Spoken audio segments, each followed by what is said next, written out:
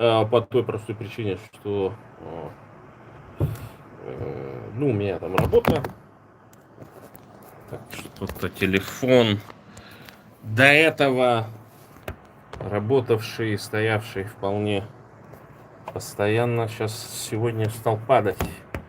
Как будто какая-то зараза какая-то прилипла. Не к нему, а только к этому месту. Кто-то сквернил своим присутствием ими радио. Видимо, какая-то ведьма пришла, видите, не дает запустить эфир. Ну ладно, там заканчиваем вопросы эзотерики, возвращаемся к насущным вопросам. Что приключилось за эту неделю? Ну, за эту неделю, как вы знаете, я принимал участие, мои зрители, так скажем, в Ютубе, они знают о том, что я принимал участие в съезде народных депутатов. Немножко позже об этом поговорим, как там все завершилось. Мое мнение, мое, так скажем, ощущение этого съезда, как он проходил и так далее, я расскажу чуть позже. Ну, вот новость ближайших буквально пары дней. О чем? Дроны, русские дроны, пожалуйста, ударили. Так, я забыл расшарить видео. Сейчас, подождите. Расшарим. Так, а как этот зеленый экран, друзья мои, отключить? Вот так, готово. Расшарил стрим сейчас, может быть, больше будет подписчиков. Подписка, лайк, естественно, приветствуется. Ну и вот, собственно говоря, что можно сказать об этих дронах. Лежу я себе, значит, дома, читаю книжку. И тут бац, звонок входящий. А у меня дело в том, что такая идиотия на этом, на... Это опасно уже использовать, кстати. Кто-то тут подкусил. Господи, какие-то... Вот ничего нельзя оставлять. Ну, в общем, ситуация такая, что... Ну, смотрю, входящий звонок. Алло, здорово, что там, как дела? Что там у вас, говорит? Польша. Я говорю, где у нас? Ну, сначала думаю, там что-то в Бурятии приключилось, может быть. Какие-то алкоголики подняли восстание. Нет, говорит, дроны летят, аэропорт Жешув закрыт. Я такой, господи, что за ерунда. Оказывается, в ночь либо новая вундервафля сработала, либо это намеренная акция. Ну, некоторые, конечно, могут посчитать, что это была преднамеренная акция. Я думаю, что это просто новая вундервафля просто в Украине сработала. То есть выжгла всю, так скажем, электронику, которая там, ну, каким-то образом направляла. Либо Илон Маск отрубил, значит,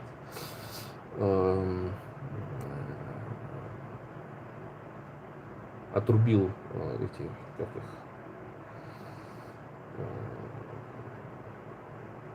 старлинки, потеряли навигацию, короче, и полетели в сторону. Один из долетел от границы, от восточной границы Польши, 250 километров прошел. Ну, я предполагаю, что там дом разрушило, естественно, там второй этаж. Было задействовано ПВО, закрыли все вылеты. Ну, здесь вот такая вот ситуация. По ночам здесь, вот, кстати, в Европе, ну, по крайней мере, в Варшаве, я, насколько знаю, не такое большое количество вылетов, взлетов, потому что один, может, два в час. Что-то такое, то есть днем гораздо более активно аэропорт работает. Ну вот все самолеты, естественно, посадили, запустили свои самолеты. Ну и, в общем-то, практически все дроны были сбиты. Ну, причем понятно, что там били, как говорится, мощными дорогими ракетами. Ну, тут вопрос, как один польский, значит, специалист в области военной науки сказал, что, ну, это, собственно говоря, не важно, насколько дорогими ракетами были по русским дронам. Главная безопасность польских граждан. Видите, как другой подход абсолютно. То есть они готовы миллионные ракеты тратить, на дрона, который стоит там 20-30 тысяч долларов, для того, чтобы поляки спали спокойно. Ну и, собственно, что, никакой паники нету.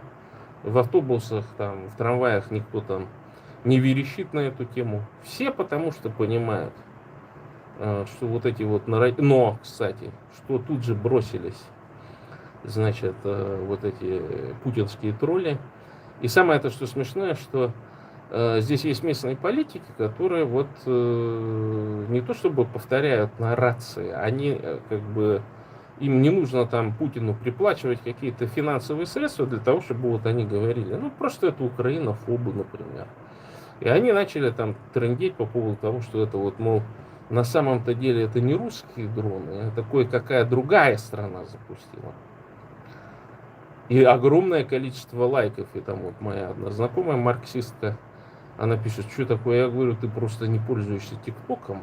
Я говорю, залезь в ТикТок и посмотри. Там регулярные эти конференции на польском языке какие-то ребятки проводят, еще там. Но при этом, тут же видите, как свобода слова. И вот эти путинские нарративы, они гуляют, потому что они на очень примитивной такой вот, ну как бы совсем необразованных людей рассчитаны. И оно как в Рашке. Его стоит Google переводчиком перевести, вот этот нарратив, он здесь тоже будет работать вот в такой среде. И понимаете, и она вот, эта среда вот такая низовая, абсолютно вот, и неуважаемая, естественно, в польском сообществе, но оно тоже как бы имеет право голоса. И в этом отношении, конечно, сложно остепенить. То есть, ну, просто люди наблюдают для того, чтобы дают, так скажем, пар выпустить. Я думаю, что здесь службы все прекрасно знают, все эти дурачки, добровольные дурачки, значит, они на учете состоят. С другой стороны, начнись война с Путиным, вот эта масса как раз и попрет на русские танки. То есть не думайте, что они тут будут, значит, приветствовать путинские танки там с цветочками там и так далее. Нет. То есть это своя внутренняя тоже политика польская, чтобы, ну, вот определенных, значит, определенные сорты людей определенным образом там, значит, как бы держать. И вот сейчас, если есть такая тема, вокруг которых можно там хороводы с ними водить, вот, ну, есть там политики польские, которые, безусловно, я считаю, патриотами, хотя они могут повторять или говорить схожие наррации с путинскими, но не нужно исключать обилие троллей просто, тысячи аккаунтов. Там помимо этого, значит, есть еще такие как бы нейтральные аккаунты, а вот я езжу, за что можно накупить в Москве на 100 злотых, там еще там что-то, ну вот такая типа путешественники такие. Какой нормальный поляк сейчас поедет в Рашку? Это, во-первых, надо визу получать, ее хрен получишь. То есть их отбирает, значит, по линии Россотрудничества, по линии еще каких-то, значит, вещей, на которые Путин выделяет миллиарды. И я к чему это говорю? Что вы там, буряты, школу не можете построить в бурятском селе. Министерство там образования, все практически бурятские школы, села считает малокомплектными по какой-то причине. Я говорю, ну, это же вы считаете. Можно по-другому посчитать. В каждом бурятском селе подстроить нормальную современную школу. Ну или между селами, например. Купить автобусы и возить людей. Ну или частникам отдать на откуп, так скажем, перевозки детей. В Америке так строятся школы там посреди какого-нибудь поля на федеральной земле или на земле штата. А нет. А денежки нужны вот на такую пропаганду, чтобы сидели там проплаченные всякие тролли, боты, искусственные интеллекты, которые всем бы этим занимались. Вот я сам сейчас столкнулся с таким ботом. Ну, не бот, это твинг, так называемый. Значит, листаю, ну, решил почистить, значит, список друзей там, значит. Ну, просто проверите, что за там последнее время добавил. Все смотрю, непонятные какие-то. Я не знаю, когда я их добавлял вообще. Я незнакомых людей, с кем физически, лично не знаком, не добавляю к себе в Facebook. У меня есть 2 Фейсбука, вот в один из них я не добавляю. И то смотрю какие-то персонажи. Ну, гляжу, сколько, ну, вроде там у этого там. Ну, вроде темы тоже такие, там, как будто деколонизация, там, еще там что-то в этом роде. Ну, думаю, наверное, по рекомендации добавил. Ну, решил написать, говорю, что где там, откуда. Я, говорит, бурятка, полубурятка, говорит, из Швеции. Я такой, оп, а что у нас в Швеции? А 24 числа сентября в Швеции будет форум свободных государств после России. Значит, Олег Маголецкий снова проводит. Но там почему-то мало на этот раз людей заявилось, видимо, совсем с финансами худовато. Ну и, так скажем, не всем, видимо, дорогу оплатили. Там вот таких мерзких карлиц не будет, вот таких, значит, всяких персонажей. Ну, я такой думаю, ну ладно, что может быть, раз бурятка там. Может, кости брошу у этой, значит, тетки там, короче. Ну, или, может, подскажет, где там что, где подешевле, потому что, ну, Швеция такая страна, она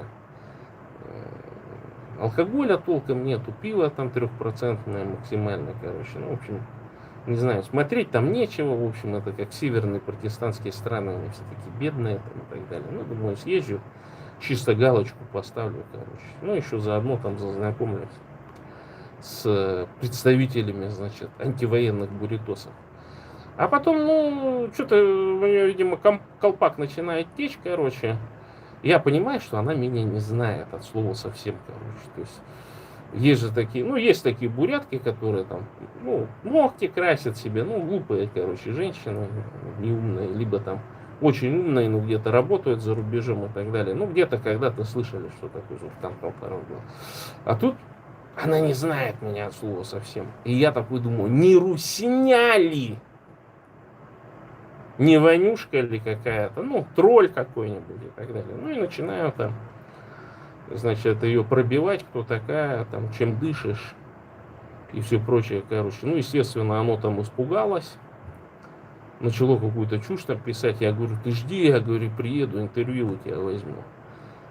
Она говорит, у меня что ли? Я говорю, у тебя, говорю, ну надо, говорю, перед тем, как интервью брать, говорю, подмойся, сходи, короче, ну, чтобы готовое было.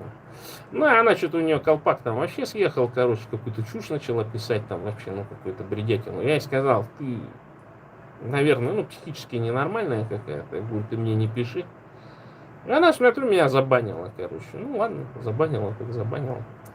Дальше пошел собутыльничать на съезде народных депутатов, короче. И вдруг она разбанивает, что-то мне пишет, потом опять снова банит, короче.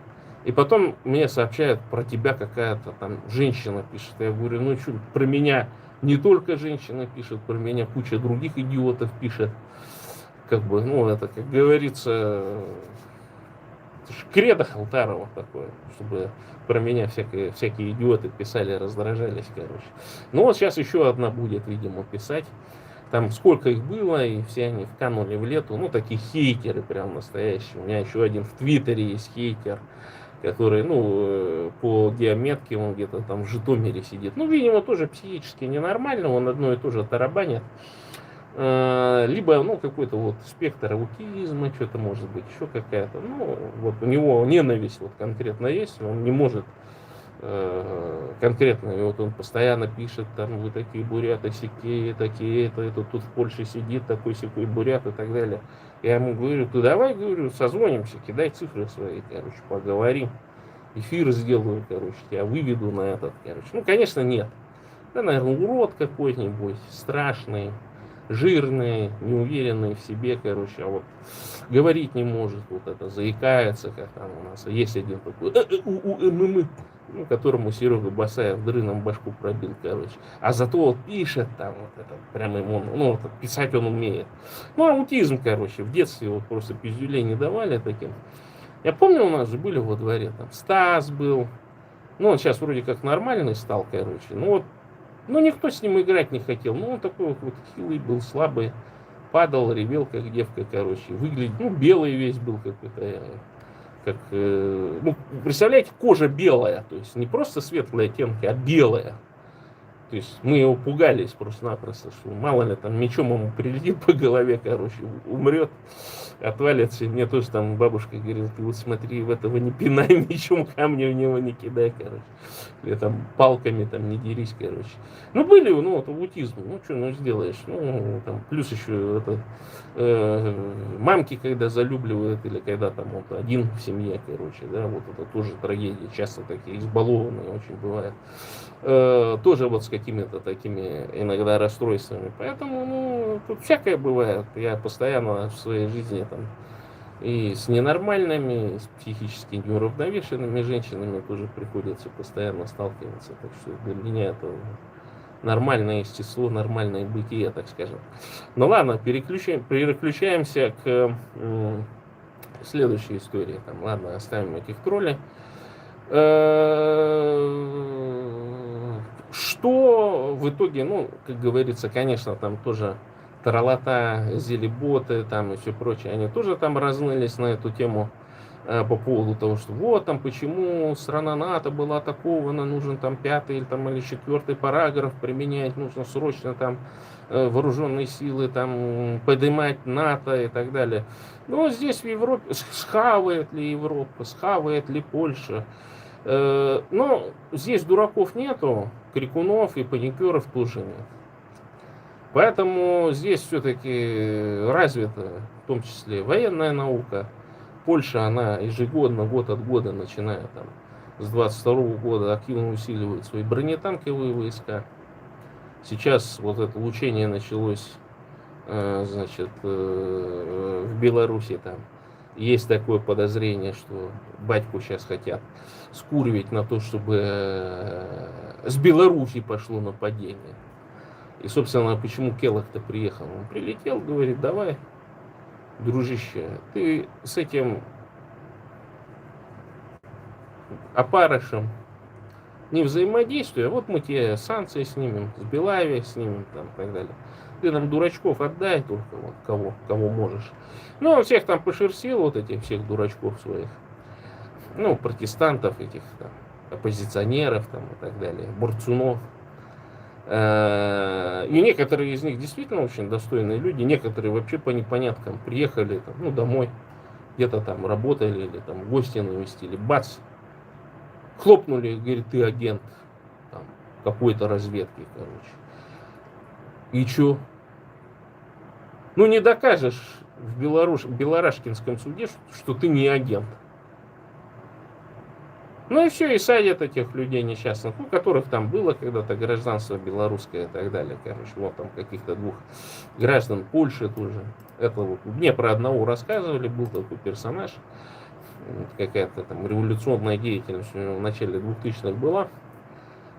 Получил уже гражданство давным-давно, ну, то есть как-то репатриировался там или еще что-то. Ну, он этнический поляк вроде как, только с белорусским паспортом.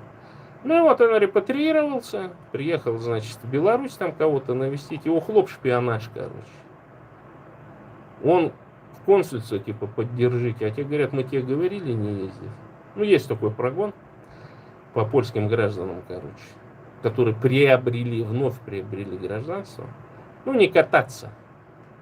В Рашку там, Казахстан, Беларусь. Особенно если какая-то политическая активность была. Ну и все, что. А там что? Покопались, достали какие-нибудь там от какого-нибудь внедренного агента, там полно этих персонажей. Здесь вот с регулярностью вылавливают, значит, вот эту сеть, входящая там то на русских шпионе, то на белорусской КГБ шпионе, короче. Ну, всякие там. Кто старый стукач, кто и продолжал стукачом быть, как говорится, сюда приехал и под видом политического убежища. Сейчас вот тоже заходили кофе пить. Ну, это, сидим, разговариваем с этим Серегой. Он про работу меня что-то спрашивает. Да я ему говорю, там, ну, пару матов. И она такая, о, Проша, тут не материться, короче. Ну, типа, я на нее матерюсь. Ну, так, по-польски это звучало. Я на нее гляжу, ну, на работягу. Я, говорит, по-русски понимаю, типа. Ну, я думаю, ну, ладно, что-то там, может, не то услышала, короче, там. Ну, мало ли там, может, внимания захотелось там. Что там. Ну и все, а этот подходит, говорит, ты откуда? Говорит, я с России, говорит. Он, да, говорит, а я что-то, говорит, вообще ни разу не видел, чтобы ты, ну, с Рашки кто-то там стоял, в этой в кофейне работал, короче. Начинает ее спрашивать, а оказывается, она с Белоруссии. И я такой думаю, о, белорусская вата, однако. Ну и она там начала что-то говорить, что с 94 года там Беларусь это Россия, типа, там что-то там оккупировали. Ну, что-то какую-то бредятину совершенно несет. То есть человек, ну, вроде слышал звон, оппозиционный звон там и так далее. Ну, по-видимому, я наконец ухожу, я так, ну, дякуй сказал. Это по-белорусски. А она говорит, пожалуйста. Ну, то есть, она еще и по-белорусски, видимо, мне говорит. То есть, есть вот такая прослойка. И, как мне одна знакомая говорила, что, ну, есть такие, типа, белорусы, которые о белорусском языке там в 2020 году только вспомнили, короче, когда в Польшу надо было намыливаться, короче. Ну, и начали между собой мало-мало там разговаривать, короче. То есть, есть такие. И я как-то в белорусской компашке такое сказанул, короче, и мне потом влетело, потому что, говорит, зачем ты на больные темы там говоришь такие? Нет, ну, я говорю, у нас у бурят вообще проблем нету с этим. Ну, конечно, есть у кого-то там, но вокабуляра на политику не хватает говорить. Я вот говорю, я все же, который год, наверное, говорю о том, что составьте политический вокабуляр. Ну вот как будет ЛГБТ-сообщество по-бурятски, например.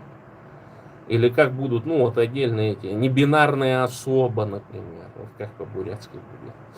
То есть вот это же, есть справочники, все там в английском языке и так далее. Берите, переводите, короче. Ну так чисто поугарать. И мы как-то, видимо, я под пивом был, там мой коллега под пивом, который по-бурятски говорит.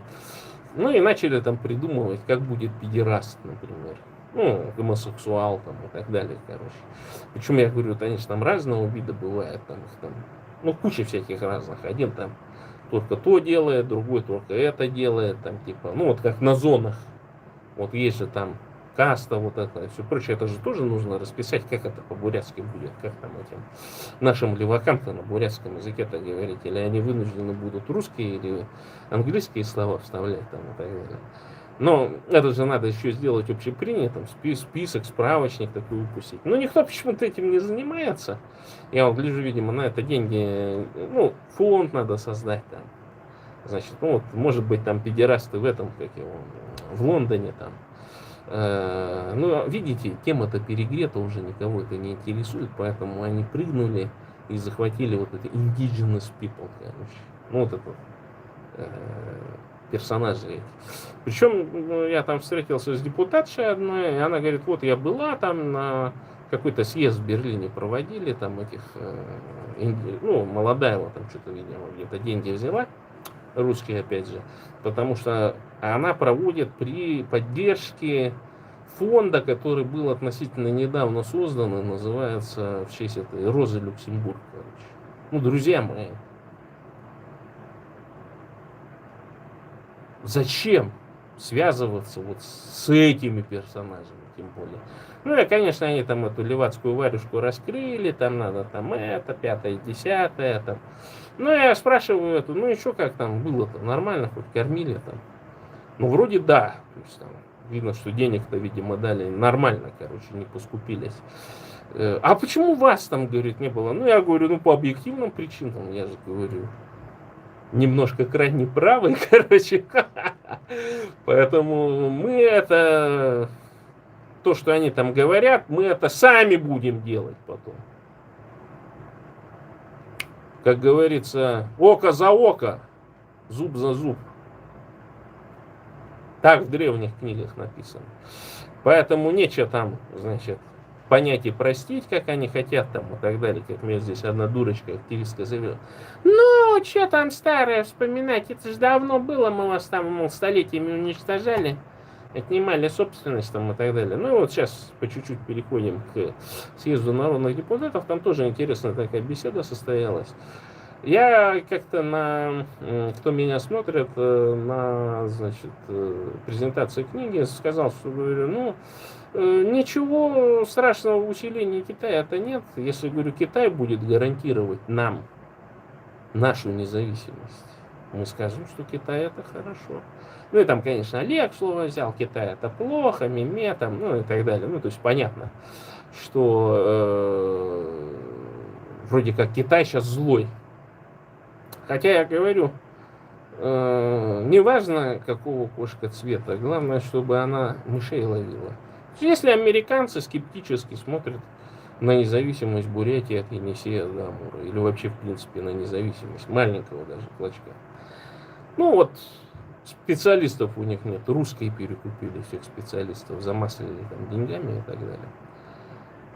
Не так сильно представлено. До сих пор нормальных фондов нет в США, которые бы лоббизмом занимались, таскали бы документы там, о геноциде бурятского народа. Кстати, вот есть, я к описанию видео поставлю группу «Круглый стол по геноциду бурятского народа». Кто смотрит, обязательно подключайтесь, потому что очень важное было, ну не то чтобы знакомство, а беседа о том, что сейчас два важных документа в Верховной Раде принято. Это принято постановление о геноциде черкесского народа. И мне, собственно, по-стадийному, вот так в личном разговоре рассказано было, как это постановление готовилось, кем готовилось, что нужно сделать для того, чтобы подобное постановление сделать. Вот я считаю, что нам нужно сначала круглый стол провести, а потом на основании круглого стола сделать запрос к депутатам Верховной Рады, представителям разных фракций, значит, выслать определенный документ уже от круглого стола о том, что мы вот считаем, что русские ведут перманентный геноцид. Ну, в конечном итоге, по результатам круглого стола будет такое решение принято. Потому что перманентный геноцид, и вот приводим факт. Период завоевания, далее это период колонизации, царской, потом там будет серьезный пункт включен, лишение земель, там, сгона земель и так далее. Значит, в потемкинское время об изъятии земель, значит. Коррупция там была мощная. Мои предки тоже в этой схеме участвовали. Потом колонизация пролетарская, русская, сталинизм, раскулачивание, вот эти комбеды там и так далее. Все это абсолютно затронем, что не с 29-го года пошло раскулачивание боя, а с 17-го, вот с этих периодов, когда там люмпины, вот эти комбеды там мы осознавали, в том числе в Алуе, дедушка с бабушкой одного деятеля. И вот оттуда вот тоже начнем. И вплоть до первой чеченской, второй чеченской, и там 14-15 год. Тоже нужны люди, которые будут свидетельствовать о том, что буряты участвовали. Значит, их туда насильно загоняли.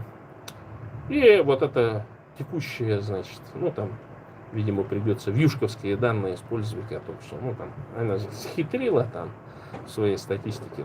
Ну, ее хитрую статистику тоже воткнем, короче. И все это барахло надо будет подавать определенным людям в Раде. И я думаю, что там постановление сейчас быстро сделают. С другой стороны, там в первом чтении наконец-то приняли законопроект уже, который конкретно определяет взаимодействие украинского государства через закон с национальными движениями колонизированных народов. И, конечно, там карлица там на низком старте, там, может быть, еще одна там, значит, тоже на низком старте, там, думают, что там, как говорится, это просыпется что-то. Но там нужно конкретное действие, там же вонять-то это одно дело. Она и так бесплатно воняет, короче. Ну, на стандартные темы, на которые русские им позволили вонять. А на то, чтобы поднять вооруженный мятеж, или там в Бурятии уничтожить Приборку, там еще пару заводиков, в которых, ну, дроны туда запустить. У них силенки нет. Ну, откуда? Ну откуда у этой карлицы какое там взаимодействие может быть? Ну так, вонять только. Сейчас там вроде ее там даже в розыск объявили. Ну Калтаров он с какого? С 22-го года в розыске. Если не с 21-го. Поэтому, что тут говорить-то? Ну и вот, и короче, вот возвращаясь к этому, и как-то так очень сильно людей определенных задело, что я вот, мол, китайцам хочу Бурятию отдать. Я говорю, ну а что, я не против. Ну вот там же уйгуры, там это. Я говорю, ну проблема уйгуров в том, что их движение уйгурское многочисленное очень за рубежом, очень богатая диаспора. Она там бросилась деньги зарабатывать в США, в других странах и так далее. И они-то понимают, ну что вот тем уйгурам, которые там остались в Китае, им лучше там и сидеть. И то, что с ними там китайское правительство делает, ну это я говорю, а что, советское правительство с нами то же самое не сделало, что ли? Уничтожило всю нашу элиту. Всех остальных люмпенов, комбедовцев, значит, бросили в эти советские школы, вырастили из них Павликов Морозовых, стукачей вот этих, которые там развалившие, значит, сейчас на креслах там. Ах, как хорошо нам советская власть там что-то дала, там выучила их там и так далее. Ну, не доучила, видимо. Потому что если бы доучила, они бы понимали, что советская власть с ними сделала. А так вот этот люмпен, вот этот породистый люмпен, уже там в пятом поколении люмпенизированный, такой, он гордящийся тем, что он вот этот люмпен-комбедовец, понимаете, вот ему не надо больше ничего. Выпил, закусил, там, ну, может быть, в Америку поеду, посмотрю, как там буржуины живут. Понимаете? Там, буржуинам надо работать с утра до ночи, а не пить водку и работать как попало. Колыметь, как это у нас там Бурятия называется. Или таксовать там, например. Что надо работать с утра до ночи, пить нельзя. Охота же, понимаете, все 30-40 лет пил, алкоголизировался, а тут надо впахивать. Не будешь, тук. Ну, быстро там, такого же этого найдут. Бедолагу такого же, которая за меньшие деньги будет работать, короче. И трудно, конечно. Вот перековывает Америка вот этих люмпенов. Кого не перековала, там где-то алкоголизируется. Бухло-то дешевое, короче. Там подвозят еду, всякие оливаки там, значит, подкармливают, а если еще там наркоман, так еще и ужалят тебя. Ну, в общем, не жизнь, а малина, рай такой для пролетариев, это Соединенные Штаты Америки. В Рашке-то холодно, надо худо-бедно что-то там, дрова где-то таскать, бегать, собирать и так далее. А в США-то большей частью тепло, и еще и кормят бесплатно, сытно, проблем с едой нету. Где бы вы видели в Бурятии, чтобы там кто-то кого-то кормил? Ну, нет, такого нет. Ну что? И вот это меня удивило очень сильно о том, что вот, так скажем, вот такое неприятие Китая. Ну, это действительно очень серьезная политика была советская. То есть, вот, казалось бы, люди там образованные, с большим опытом. Но она вот так сидит, что это не просто так. Это вот один из родственников говорил о том, что с китайцами нужно очень осторожно. Ну, ну извините, когда славяне, условно говоря, там зародились на болотах, Китай уже фарфор по всему миру экспортировал вместе с шелком. И бумагу, и порох изобрели на тот момент. 3-4 век нашей эры. То есть славян еще как таковых не появилось, на болотах там что-то размножалось. Понимаете, да? А Китай уже там куча империй развалилась на тот момент.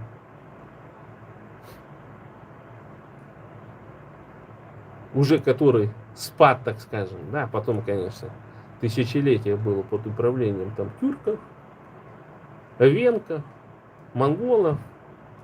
Потом сами поуправляли, ничего не получилось. Опять маньчжуры пришли. Ну и сейчас коммуняки. Тоже, можно сказать, иностранная идеология так пришла.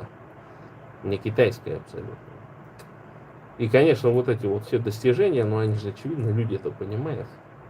И, естественно, вот эта вот боязнь, она такая, она просто ничем не мотивированная. Я говорю, что Китаю зачем такие огромные территории, половина Китая у них инфраструктура не развита.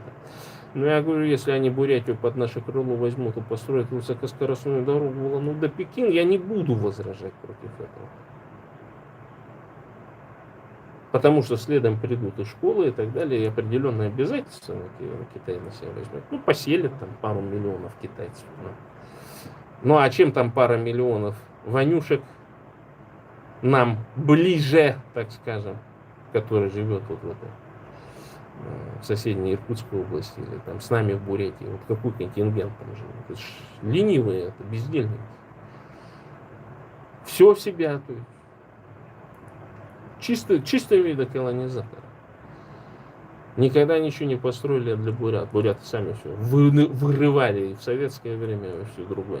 И вот этот Лимпин Комбеда все время донос. Вот этот бурят, вот этот. Те буряты у них там, они кулаками были, эти сидели, все, доносы писали всякие, Вити Хоржерова. Вот подобная мразь. Там всякие вот эти вот безродные, там, эти сиротки, вот эти вот доносы. Писали, строчили. Я вот понимаю, как нашему старшему поколению, которые, ну даже те, которые сейчас при власти, там вот такие, еще с номенклатурных времен сидят, им тяжело было там наверху сидеть, потому что вот эти вот буритосы строчили доносы. Строчили. Мадагоев вот тоже. Сколько сделал? Сколько их поднял? Как убрали его ужасно.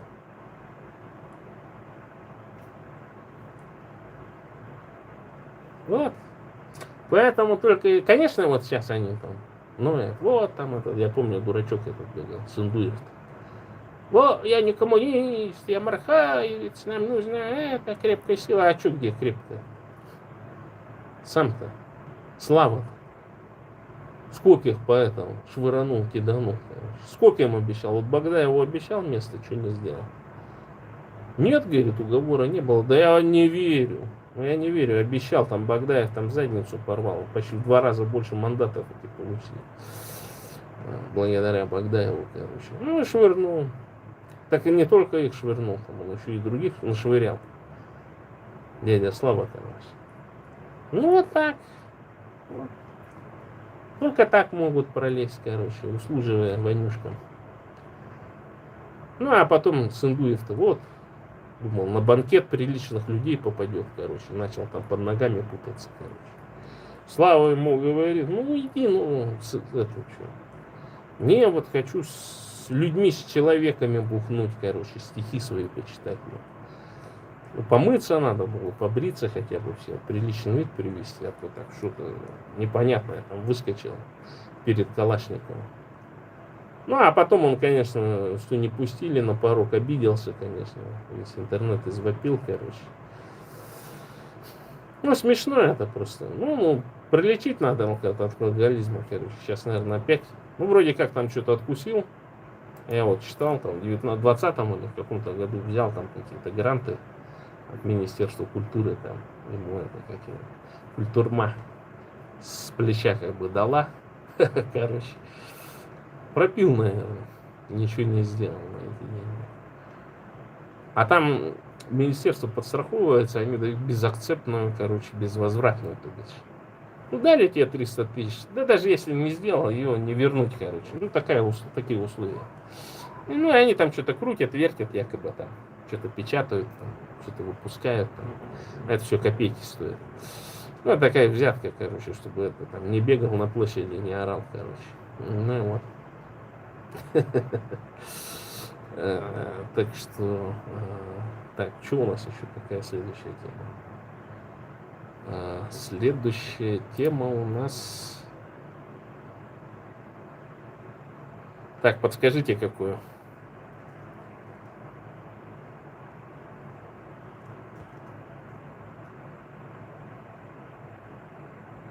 Вот пишет подписчик. Бурядут поменяли ментальность, стали почти как немножко. Ну а что? Школа. Нам же не дали школу свою бурятскую сделать. Многие вообще не понимают. То есть вот это я говорю, люмпино-комбедовская масса. Она не понимает вот этого. Я говорю, бурятской школы нет. Ну вот на языке же там что-то преподают же. Я говорю, да они свели весь дискурс к языковому вопросу. Будет ли русская на русском языке школа или будет на бурятском? Я говорю, ты даже вот не понимаешь, что такое, говорю, бурятская школа. Да, говорит, не понимаю. Я говорю, ну вот видишь, ты даже об этом никогда не задумывался. Потому что об этом не говорят. А об этом не говорят, потому что люмпину-комбедовцу страшно об этом говорить. То есть он там себе в голове что-то навыдумывал, что там за ним следят, там еще что-то там. Ну или такой же люмпин-комбедовец там какой-нибудь эту подлянку сделает, настрочит. То есть, понимаете, у кого-то есть возможность, например, за рубеж выехать, а вот у люмпина-комбедовца нет, и он вынужден вот совсем соглашаться, чтобы у него ножки вытирают там, что он там не человек, понимаете. И вот эти вот случаи, когда там вот этих буряток там, вот одна бурятка там настреляла, короче, какой-то нацистский в Новосибирске, ну там усорнулась.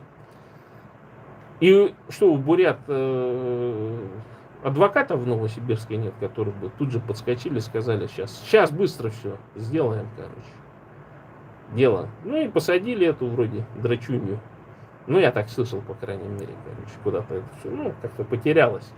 А так-то можно было защитить эту славную женщину, которая Ванюшке там по носу надавала, короче, ну, за дело надавала. И естественно, что вот какие-то определенные. Или вот, например, в США вот этого убили, ну, крикуна там этого.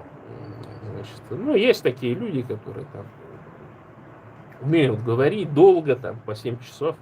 У нас же тоже такой персонаж был, короче. И, ну, этого, видать, грамотежки-то побольше было. Ну, он такими же вот этими талантами обладал. Вот это говорить, там, какой-то раввин его там, Абрахам, типа, современности, короче, вроде так хорошо говорил. Так вроде там вот эти религиозные тексты использовал там и так далее, короче. Ну, в подкреплении своей вот этой позиции. И, конечно, вот его деятельность, создал фонд, значит, ездил по кампусам.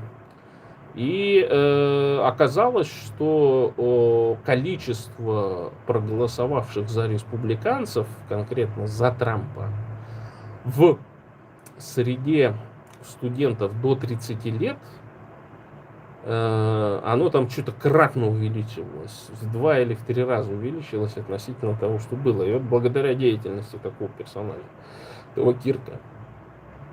Ну, убили его ужасно, конечно. Я вот по выстрелу сразу понял, там, что и там явно что-то крупнокалиберное, так скажем. Ну, потому что там брызнуло кровище столько. То есть это не входное отверстие, а это именно выходное было отверстие. То есть такое ощущение, что стреляли сзади. Но она могла там, в принципе, при определенном изменении, значит, просто выйти, значит, от кости, так скажем, отрикошетить и выйти вот туда вниз. Порвало ему там все артерии, конечно, было видно, что кровь сразу хлынула, темная. И очевидно было, что, скорее всего, насмерть его убило сразу там. Ну, понятно, там, что в США там немножко система по-другому ставится, что, ну, он не умер, пока специальный человек не поставил, либо врач, либо коронер. Короче, он живым считается. И его пока доставляли туда-сюда, ну, видно, что они уже труп несут. Что там, вся кровь уже вылилась там и так далее. Ну, вот надо довести там, спасти, тырым-пырым, какие-то реанимационные действия делать. Ну, конечно, я так считаю, что охрана залажала, потому что охранники-то у него были. Ну, это вот такие, ну, как вам сказать-то? Ну, такие лоховские, что ли, да, то есть, ну, просто вот дешевая какая-то фирма, там, чтобы людей вот этих просто там, каких-то там, значит, слушателей там отталкивать там и так далее. То есть, потому что если бы нормальная охрана была, там бы все зачистили, там бы человечка поставили на крышу, естественно. И сейчас, конечно, я думаю, что политики, они определенного толка озаботятся, потому что там есть такие прозрачные намеки, что это стрелял какой-то радикальный левак, чуть ли там патроны не были подписаны какими-то левацкими этими, то есть это фанатик. И, конечно, фанатиков очень сложно остановить, тем более его не поймали. Там того деда, которого скрутили, это просто показался подозрительным, ему пистолет просто достал. Но мы знаем, что в США там количество оружия на 100 тысяч населения очень большое, то есть всего где-то 500 миллионов стволов насчитывается. То есть там у кого-то нет стволов, а у кого-то там с десяток, например. Да? Причем это посчитали только легально. Я более чем уверен, еще не посчитали то оружие, которое там хранится у них еще с каких-то там 100-150 лет назад еще, там, которое с дула заряжается. Поэтому в этом отношении, конечно, американских политиков, там, сколько президентов застрелили, да, сколько там сенаторов было застрелено. Друг дружку еще в тот период, когда там дуэли были, они стреляли. Мелких политиков с той и с другой стороны, с республиканской и так далее, по разным причинам. То есть это американская традиция такая, стрелять в каких-то представителей. А уж одиозные такие люди, помните, Мартин Лютер Кинг погиб, да, то есть его нацисты белые застрелили. Погиб Малькольм Икс, там внутренние терки что-то там не поделили и так далее. Там конкретно убийство было, то есть Кеннеди братья. Много людей, то есть на того же Рейгана сколько раз покушались, вот этот ненормальный псих там, который, значит, в Джоди Фостер был влюблен, чтобы привлечь внимание, стрелял в президента, короче. Причем он настолько талантом обладал, видимо, незаметности, что если бы грамотно не сработали охранники, да, и голова, так скажем, пресс-секретаря не подвернулась, то, скорее всего, бы его убило. Рейгана в тот момент. И, конечно, последствия вот этого ранения, там, плюс операции и так далее, они потом сказались на том, что у Рейгана там и деменция случилась, и болезнь Альцгеймера и все прочее. То есть регулярно все осуществляется покушение. Вот Трамп выжил. Да, то есть там-то, наверное, я думаю, гарантированно его бы, будь, так скажем. То есть вот по моим ощущениям он хорошо стрелял. Вот тот, который стрелял в Трампа. Единственное, что, видимо, телесуфлер все-таки помешал. То есть, и я так понимаю, что мощность все-таки винтовки была недостаточная. То есть, будь она, скажем, та, вот, которая сейчас стреляли, винтовка типа Маузер, там, 7,62, наверное, или там 7,59 какие-то, вот такие крупные вот такие вот патроны, короче, да, то тогда бы, может, Трампа бы и убило, даже несмотря на телесуфлер. Поэтому, вот такая вот ситуация, довольно ужасная, и в этом отношении, конечно, серьезно там в Соединенных Штатах перепуганы, потому что это может спровоцировать череду подобных действий. То есть, и нужно понять, вот, что политическая ситуация, насколько политическая ситуация в Соединенных Штатах Америки, она на самом деле вот занятие политикой, там, и все прочее, это не так безопасно, как в России. Вот почему, собственно, коррупции нет в США. А вот придет человечек, да, который, работал нормально, все это, а вот и не дали ему из-за коррупции. Он знает, что там коррупция. Да, он доказать не может и так далее, но его швырнули, его дело закончилось, так скажем, да. Что-то такое произошло. Он знает, кто в этом виноват. Он приходит просто. И с этими людьми разбирается тем способом, которым разбирались, там, скажем, 100-150 лет назад.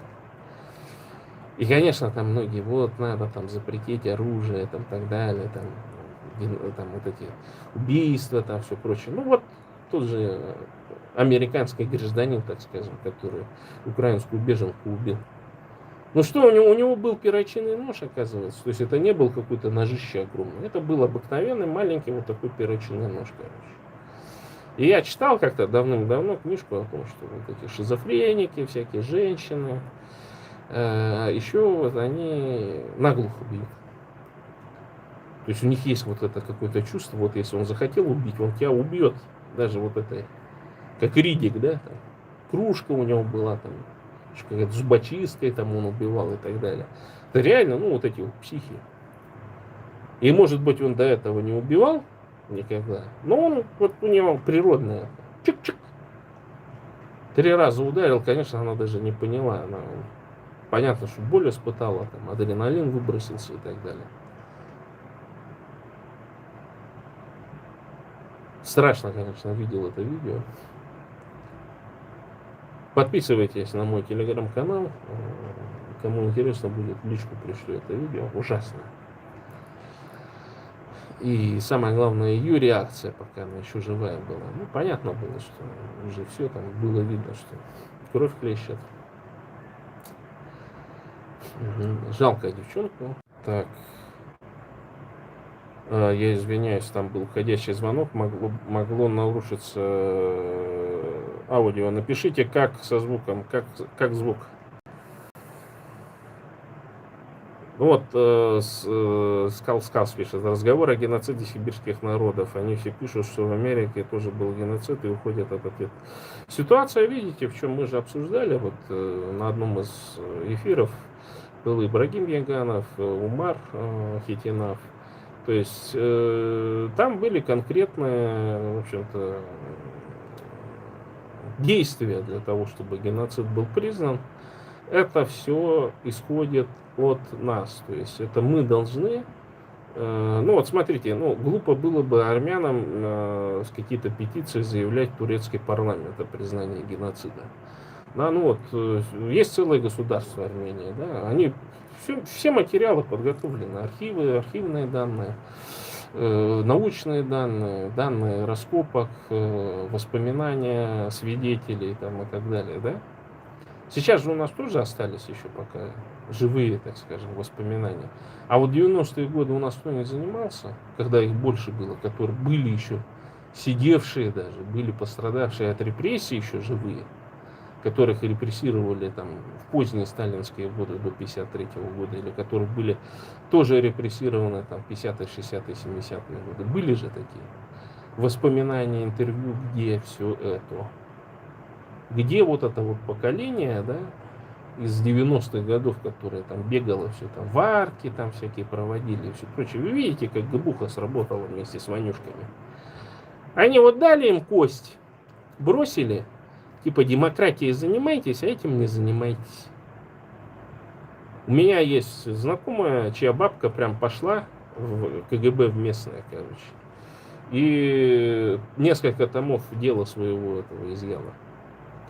И не вернула, она просто взяла себе и вышла с ними. И они остались, и может быть где-то оцифрованные, где-то лежат. А может и сожгли их. Ну, по дурости, по-бурятски, все, из страха там и так далее. У меня тоже были такие фотографии какие-то, где там лица этим затеряли врагам народа, короче. Ну, была такая традиция у бурятосов, там, лицо там затирать там и так далее. Много таких.